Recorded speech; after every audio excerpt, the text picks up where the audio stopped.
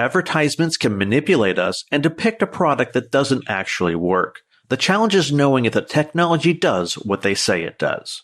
Today's guest is Ken from the Computer Clan. Ken, or commonly known as Krazy Ken, has been running the Computer Clan YouTube channel since September 2007. He posts tech videos about rare and retro tech, new tech, and even has a series about Scammy Tech Products. Whether you're a tech whiz or beginner, it doesn't matter. Ken will bring the knowledge, science, entertainment, and even debunk a few scams along the way. I'm your host, Chris Parker, and this is the Easy Prey Podcast. Ken, thank you so much for coming on the Easy Prey Podcast today. My pleasure. Thanks for having me. So can you give the audience a little bit of background about how you started the Computer Clan and why? Yeah, so I started the Computer Clan about 15 years ago. It's been around longer than pretty much almost every tech channel. There's a couple that are older than me, but it's definitely one of the longest running tech channels in YouTube history. And I started it not really with a tech focus in mind. I kind of just made funny skits with my friends, and I just wanted to see where that would go. But then the tech stuff kind of started picking up because I started collecting, and I started taking my little Sony Handycam and filming these things. And oh, wow, these are getting a couple hundred views. People actually give a crap about this stuff. That's great. And it kind of just snowballed from there. So then I started realizing, I can actually make these videos look better than just pointing a handy cam here. I started watching people like Matt's Macintosh. He would film stuff with really good composition. So then I started learning how to actually shoot properly. I got myself a DSLR, a video DSLR, started making the videos look better. And then views kept going up, comments kept coming, people kept watching. And when I was in high school, I had about 2,500 subscribers, and that was wow, so many. But then I just kept pushing it as I worked a day job. So I was working 40 hours a week, plus probably 30, 40 hours a week on the YouTube channel. I know the feeling. Yeah. Growing it to about, at this point, probably 300-something thousand subscribers. And then came a point where it's I got to decide, do I want to keep doing the day job or the YouTube channel? So about 4 months ago, I quit the day job. So this has only been my full-time gig for about 4 months, but it's been growing bigger and better than ever before. And yeah, the channel's 15th anniversary is this month, and cool stuff is coming. That is awesome. And so you, at some point, you started doing episodes on Scam Tech. Yeah. Was that a result of you being scammed with some tech, or was it audience driven? That was actually the result of me seeing an ad for a product on YouTube. And the first time I saw it, I was like, whatever. But then I kept seeing it again and again and again. And I'm like, okay, this is annoying. Someone's got to say something about all the BS things this ad is saying. And I'm looking around, and there's people talking about it, but not many. So I'm like, wait a minute, I have an audience here. This could be a thing I do. And I wasn't thinking of this being a series or anything. I just wanted to do the one video. It was a tech product. I have a tech background. I could debunk it. Plus, the video was using some trickery to make things look better than they were. I have a video background, so I can debunk it from two angles, right? And I just did it about 2 years ago. And then it got 1.8 million views. So I was like, wait a minute.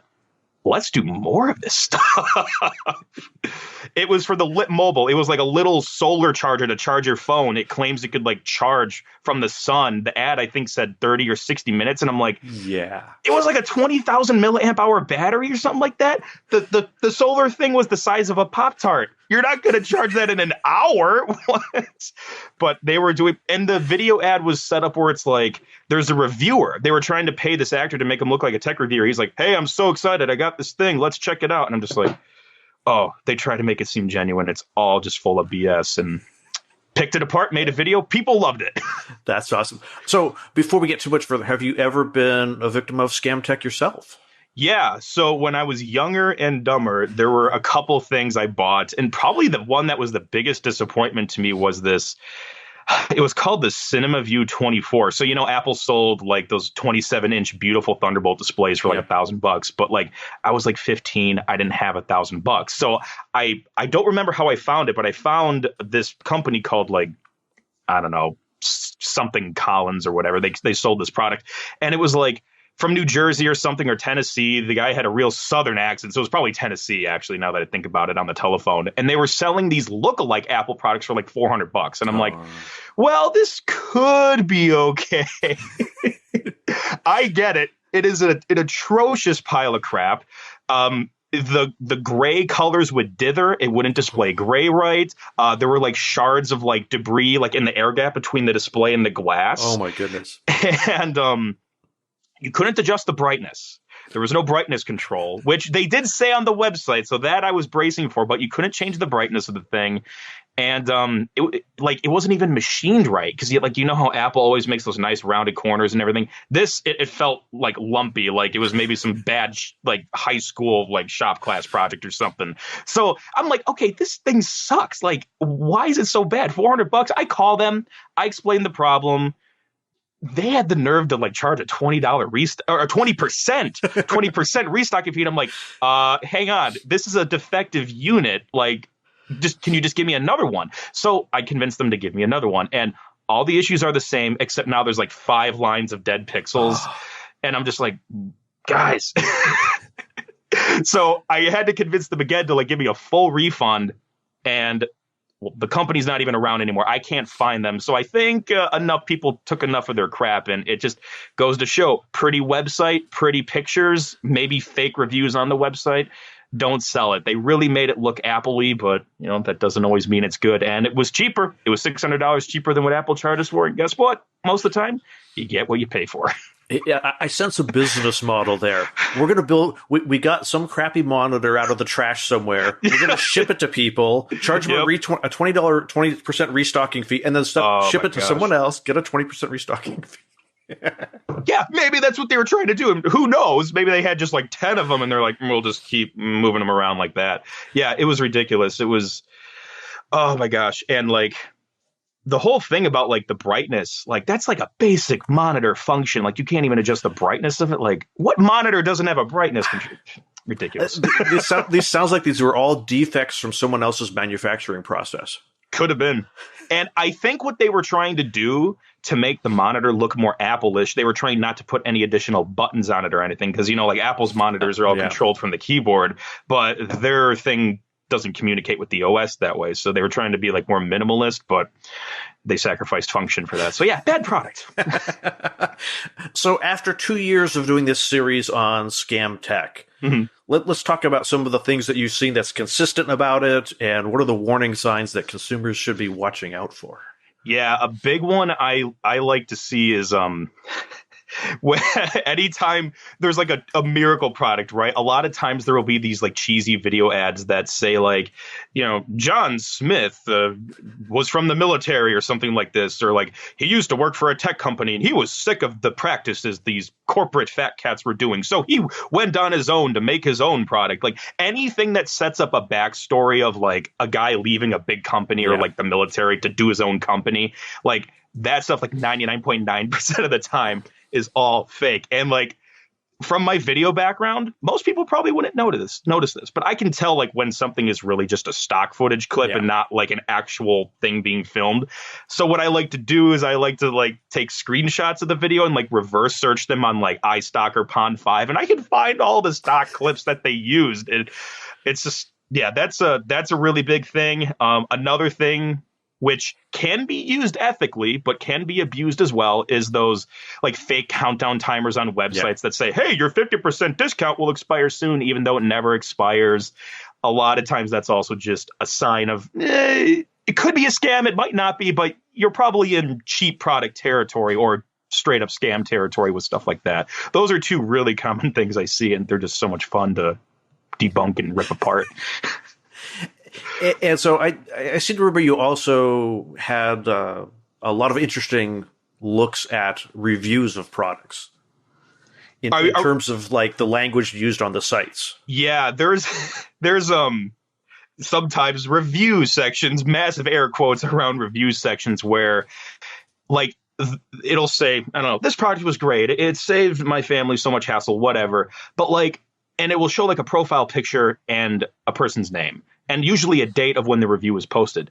But like, I'll go to the website again like a week later, and like the exact same copy verbatim will be there, but like the profile picture will change and the person's name will change. So it's like they're trying to change it to make it look like other people are writing reviews, but they don't change the review copy. Or the copy stays the same, the name stays the same, and like maybe the profile picture stays the same, but the date changes. It says posted a day ago, and then 9 days later it'll say posted a day ago still, and it's like, and like sometimes they'll just like straight up try to make it look like a Facebook like embedded feed where it's like live Facebook comments coming in, but it's just like manually coded in, or it's like a screenshot of like an actual Facebook thing. They'll put fake little like buttons in there. You click them, they don't do anything. Like so many times it's just movie magic on a website to make it look like, hey, there's people leaving reviews, but they're not. On the flip side, I have seen real review sections like actually show things in real time. I think like the energy saver thing I just debunked recently had real reviews on it because there were some like 1-star crappy reviews that were actually on the website. So some people that sell scam products, I guess, are okay with that. But most of the time it just seems to be totally fake. Well, I think it's kind of like Yelp reviews of restaurants. If I see a restaurant that has, 300 reviews and they're all 5-star reviews, I'm just suspicious of that because it's, human nature is, if I have a good experience, I usually don't tell people. But if I have a bad experience, doggone it, I don't want anyone else to have the same bad experience that I did. Oh my gosh. So, like, I usually assume there's probably more good reviews that you don't see. Yep. But the bad reviews are probably all more legit. So if you see no bad reviews, to me, that's always like, that's odd. I totally agree. Somewhat related, I love watching Kitchen Nightmares. I love Gordon Ramsay. A lot of times the restaurant owner will defend their crappy work and say, like, oh, nobody ever complains to us. But like, it's like, well, they're not complaining to your face, but I tell you what, if they have a bad experience at your restaurant, they're telling their friends, yes. And they're not coming back. So it's almost like when you see reviews that are too good, that is a red flag. So maybe that's why they allowed the 1-star reviews in there. That could be, yeah. Maybe that was them being really smart about it. Like, all right, let's put a little in here to make it look more legit. The variety is the spice of life. Yep. Do you see, like, I know you also did a little bit of dissection of like the promotions that people run, the ads that they run. Yeah, that's probably one of my favorite parts, just having like a video background. I love going like sometimes frame by frame and being like a detective, quote unquote. Like one of my favorite ones, I think it was for one of those fake phone chargers that claims to like repair your battery as you charge it. They were stealing footage from like 2 other really popular YouTube creators to make it like it was their own ad. Like, oh, this person used to work at Apple and they left and they started their own company. But they were showing footage of like these guys working at the Patreon headquarters. So like I would freeze frame it and be like, hey, look at this roof. This is the roof that's in the Patreon headquarters. This isn't Apple. This, that kind of stuff is really fun to do. And like, it's funny because I think I've seen plenty of legitimate commercials for legitimate products where they talk about like a location, and I'm like, I've been to that location. I know that's not that location. Yep. So sometimes it's like you get there's a certain amount of creative license that is reasonable, but when there's too much, it becomes concerning. And another thing, this was one of the earliest ones I saw when I was debunking those like Blau, like little, what they claim to be air conditioners when they really don't do anything. They were stealing footage. I think it was from some like, I think it was like Wired. It was some documentary company, whatever, that made a story about this kid who was like 15 years old and he could like code like a genius. And they were just straight up stealing footage from that documentary and using it in their commercial, making it seem like this 15-year-old kid was in a hot classroom one day. So he made this little air conditioner. I'm like, bro, you just stole the footage from this other guy's documentary. What is your problem? Like you couldn't even use legitimate open source footage. You had to steal footage from a copyrighted source. And that's really dumb because like whether it was Wired or not, I don't remember the company. It was a big company. And I'm like, that's a lot of eyes on there. They're going to see something. So like at least use an obscure source if you're going to try to cheat. If you're going to cheat, don't cheat and steal something from a company who has lots of expensive lawyers. That too. And another one, when I was debunking those guys making the ripoff AirPods, the AirPods Max, like they were straight up stealing photos from Apple's website. And like anyone, and I've been an Apple guy for a long time and I know what their stuff looks like photography wise, but it was also super easy to just like show split screen. This is Apple's thing. this is the ripoff thing. It's the same picture. They just copy pasted it on their website. Or like when Caviar was selling those custom made iPhones with the Apple One boards in them.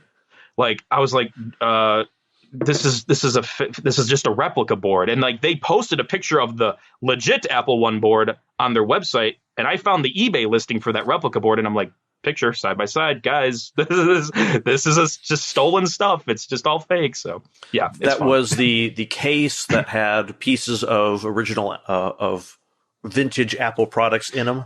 Yeah, and it was actually like a full phone. So I kind of misspoke in the video. They weren't just making like a case. They were actually selling a fully functional iPhone that was modded with their own case built in. And they had like a little section at the bottom of like a cutout part of an Apple One board on there.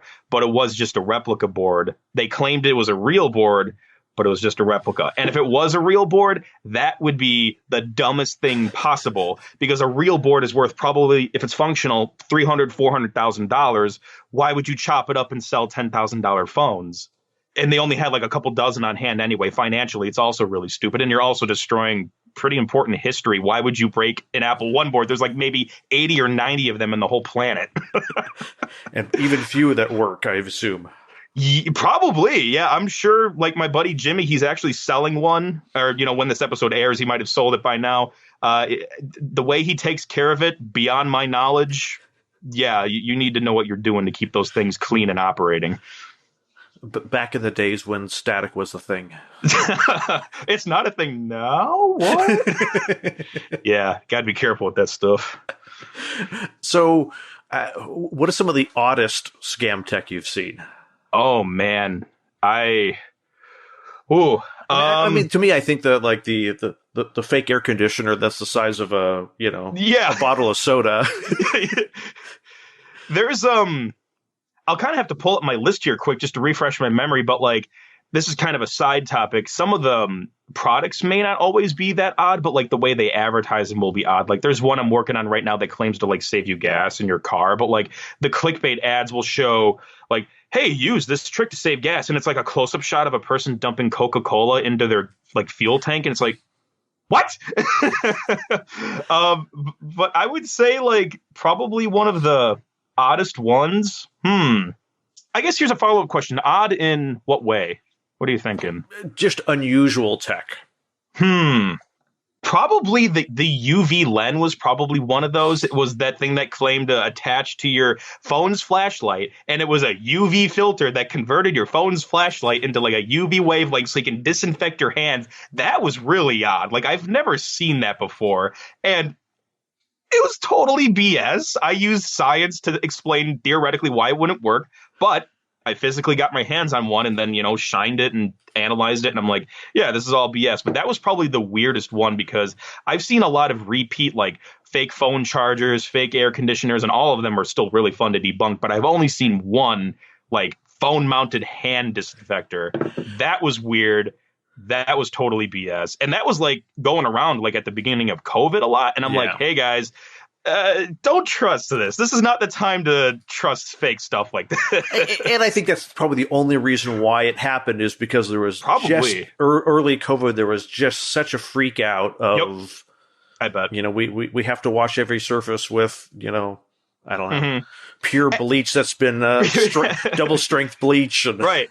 And then, people will follow up with me and be like, hey, I saw this other UV product. Is it legit? And there are like legit phone cleaners out there where you can put your phone in them and close them up. And that's fine, because like it's in an enclosure. It's using real UVC light that can disinfect surfaces. But like something that claims to shine on your hands.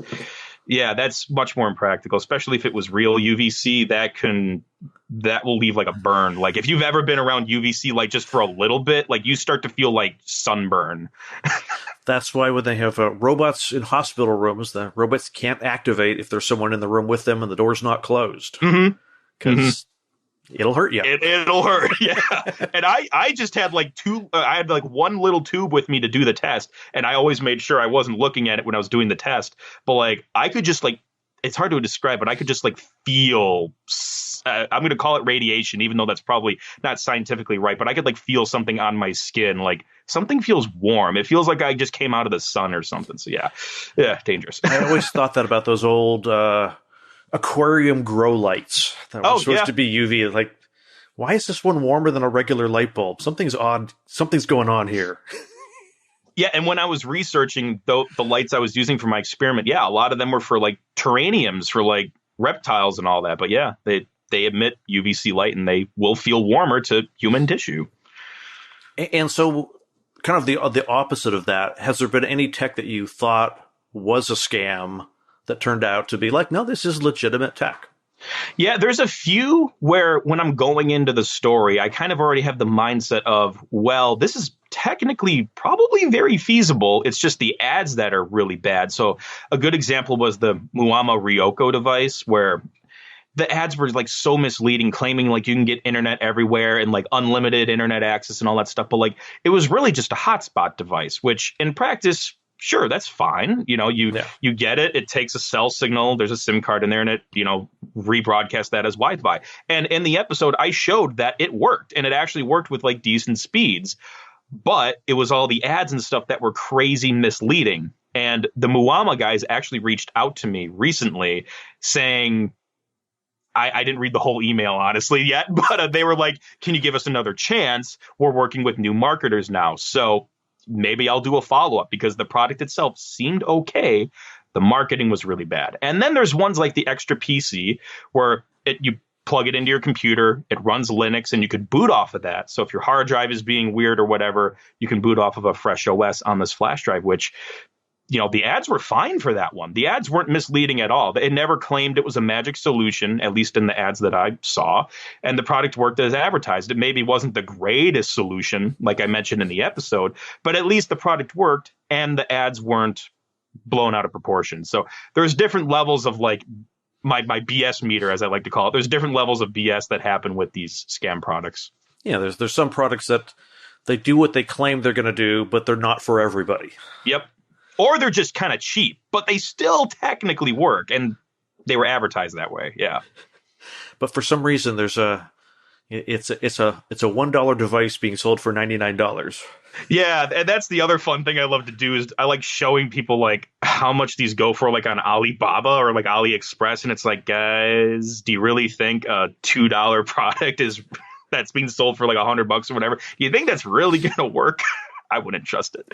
Yeah, I'd be concerned about the quality of the product. Yeah, me too. It's shorting out and starting a fire and these sort of things. I'm not going to lie. I don't think I ever told anyone this, but when I was running the long-term charging tests with those cheap chargers, I had a fire extinguisher on standby. I really did, because I didn't know what that cheap Chinese crap was just going to explode. Like, yeah, I don't think I ever told anyone that. There you go, behind the scenes peek. But that's one of those legitimate risks to really crummy tech. I mean, Apple, Apple had a lot of these stories of I was just thinking. Phones exploding, chargers exploding, and when you really got into it, and the truth came out, it was, they swapped out the battery with a third-party battery. Mm-hmm. It was a charger that wasn't an Apple charger. Mm-hmm. And while these things aren't, it's not like, hey, if you buy a non-Apple charger, every one of them is going to burn your house down. They haven't gone through, like, Apple's going to jump through all sorts of hoops to make sure your house is not going to burn down, because they don't want to pay out $1 million lawsuit. Yeah, and like that's why the whole MFI certification I think it used to stand for made for iPod, but now it's made for iOS device or whatever. There's like certain steps you have to go through to get your product certified for MFI, and I don't know what those are, but they're in place so Apple can say like, hey, this thing is going to be more safe and better for you than whatever something you're going to get in a sketchy alley.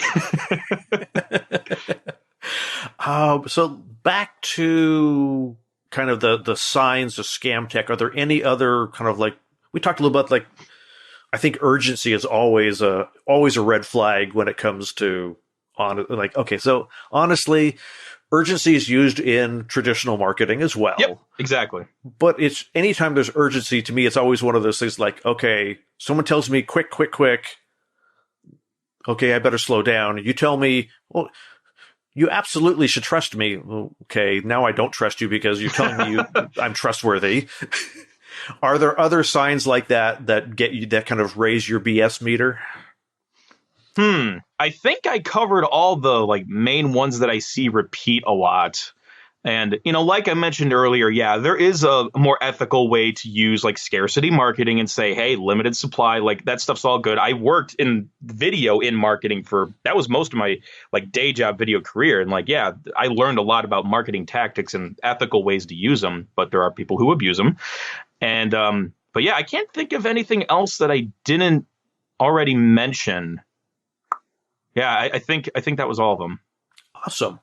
So are there any new kind of tech scams that you've got on the docket that you're wanting to test, or you just haven't released the video of yet that you can give us a sneak peek of? Yeah, absolutely. And again, it depends on when this episode comes out. But a couple I'm working on there's this one product that goes by many names that claims to save you gas in your car. And yeah, there are some other YouTubers that have covered this before, but I want to do my take on it. Plus, with like record high gas prices right now, I think now is a good time to talk about it. So there's that one. I've been getting a lot of requests to cover this like mosquito killer, which I don't think really is like super tech related. So I don't know if I'll do it, but a lot of people have been asking about it. So maybe I'll just do it anyway. You just got to find some mosquitoes. That should be easy.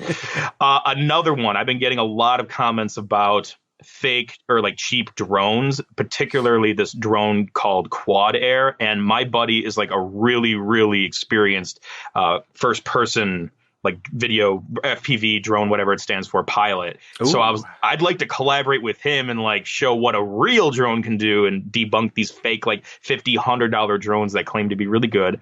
I can't say if they're crap yet. Never went into them, but I've been getting lots of requests for those. So yeah, mosquitoes, drones, and the gas saver are what I'm working on now. Been getting a lot of requests. Also, I'm working on another one that Atomic Shrimp actually just did a video about, coincidentally, about fake flash drives. They claim to be like 8 terabytes of storage, but they're really not. So I'm going to use like some computer science knowledge to teach people, hey, this is how they can trick you from a computer perspective. I'll debunk the marketing stuff too, but I'll show people like, hey, when you plug it in, this is how you can test it to make it look, to see if it's legit or not. And I'll also do my explainer thing and say, hey, this is how an SSD actually works. So that's what I like to do in my episodes, is show people how things work in real life so you can identify the fake stuff easier. So yeah, lots of good stuff. The educational component of these sort of things is important, because you want people to understand it's not just this is a fake product, but this is why, and this is how you can spot them in the future. Because you're not trying to, if I just debunk this one little fake air conditioning unit, sure, that saves a few people a few bucks. But if people start to be more suspicious about what they see online, where they buy it, are most of these products that you're debunking things that are only available from the manufacturer's website, or are they actually stuff that's potentially available through like Amazon or Best Buy or traditional platforms? I would say it's kind of a mixed bag. Like for the air conditioners, for example, I've seen those all over Amazon, but also on all of these other individual landing pages. But even in like freaking retail stores, like I jokingly was like I was at a Home Depot for like real reasons a while ago, but there was a huge pallet of those fake air conditioners. So I just posed next to it and took a picture of that.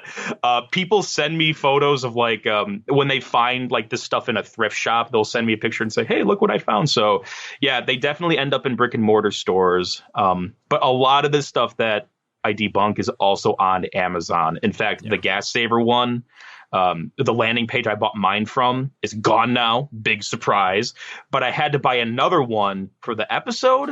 So I just went to Amazon and the exact same thing is on there for, of course, like an eighth of the price. So yeah, they get around. That's always hilarious. So how can people find your YouTube channel, your website, more about you? Yeah, I'm most active on Twitter, if we're just talking about like social media wise. So it's just at the Computer Clan. And my main stomping ground, if you will, is YouTube. It's just youtube.com/Computer Clan. Or if you just Google Computer Clan, we'll be up there. And also, hopefully by the time this episode's out, my new website will be up. It's all new, being designed with WordPress and like actual experts that know what they're doing. That's thecomputerclan.com. So yeah, that's us. Twitter, website, YouTube. Those are like the 3 big ones. You must have bought that domain name a while ago.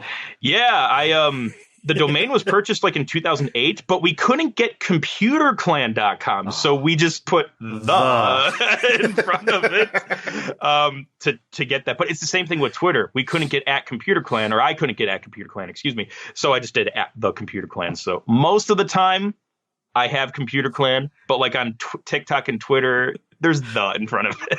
I very well, I have that experience as well. even for stuff that I've owned for decades, it seems like just can't quite get the one that you want. Yep. Yeah, and I don't know, maybe I can buy computerclan.com one of these days. I think it's just a parked domain. I don't think there's even anything there. I kind of want to check for fun right now.